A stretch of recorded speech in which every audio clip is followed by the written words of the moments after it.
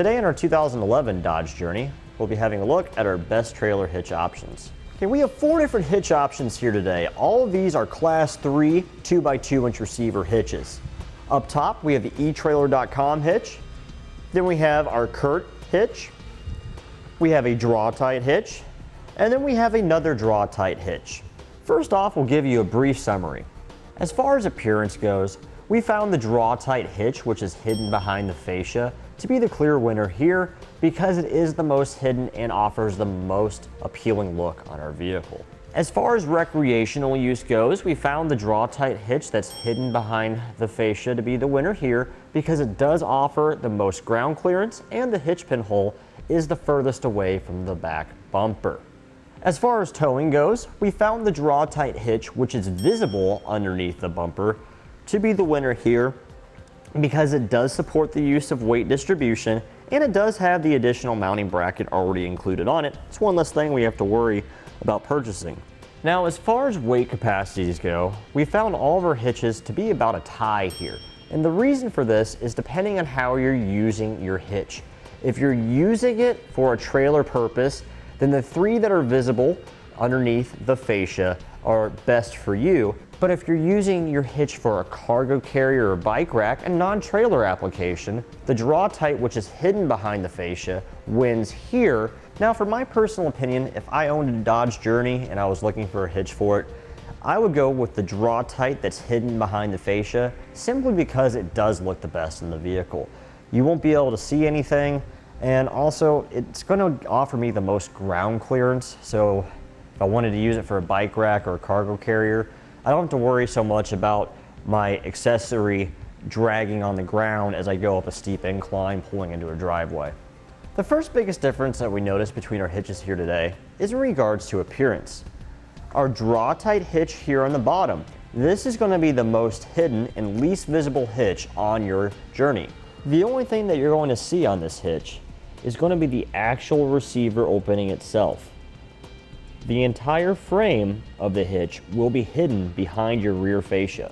Whereas on the opposite end of the spectrum, this Draw-Tite hitch here is the most visible of our hitches. The entire frame of the hitch will be visible underneath your Journey. Now, in the middle of the hitches here, as far as visibility goes, our CURT and our etrailer hitch, they're both identical in how they look. Whereas about this much of the hitch frame and the receiver section will be visible. The only true difference between these hitches right here is the difference of the powder coat finish. The etrailer hitch here has a carbide powder coat finish that's matte black. It's very scratch resistant, very corrosion resistant as well. Gives a really nice look. So with all of our hitches besides the one Draw-Tite, which is hidden behind the fascia, you're going to have plenty of clearance around the receiver by your fascia, which makes these hitches great to use with bike racks and cargo carriers. The next biggest difference that we found is in regards to recreational use with our hitch. Now, while all 3 of these hitches here on the top have plenty of clearance around the fascia opening to help reduce any interference that we might have with using a bike rack or a cargo carrier, the Draw-Tite on the bottom, the one that's hidden behind your rear fascia, this one offers the most amount of ground clearance underneath the receiver, and our hitch pin here on the side is also the one that's going to be furthest back on the vehicle.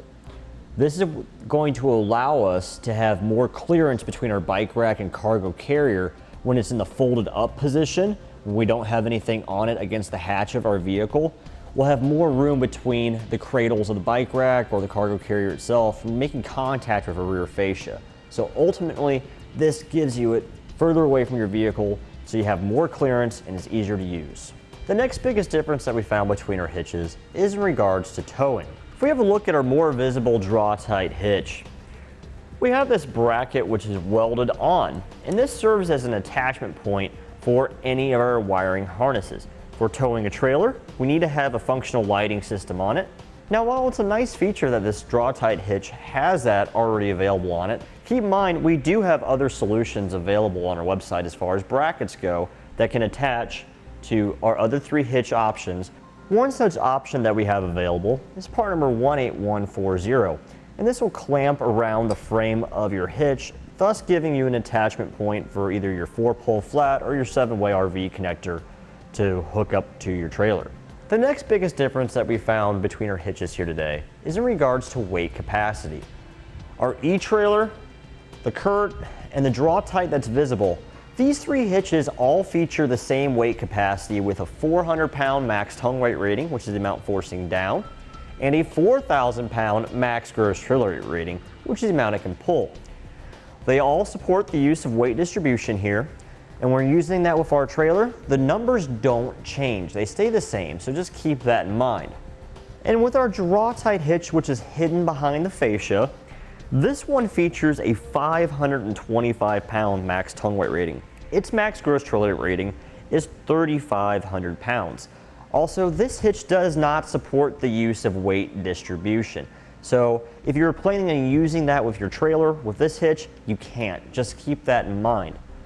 Also, where these numbers are really important, the tongue weight rating, a lot of cargo carriers out there are capable of supporting up to 500 pounds.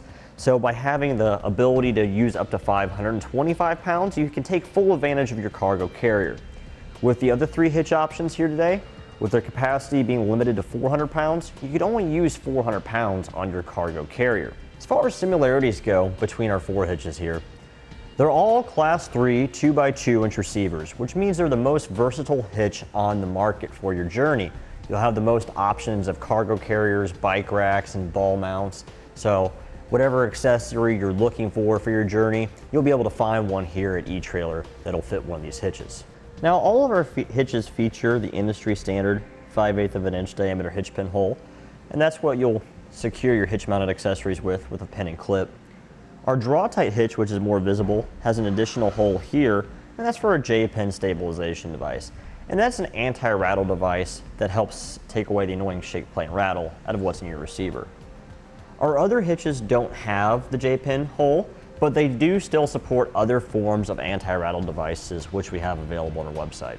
All of our hitches are going to have safety chain loops in about the same location, and all of them will easily accept a large diameter safety chain hook like this one without any problems.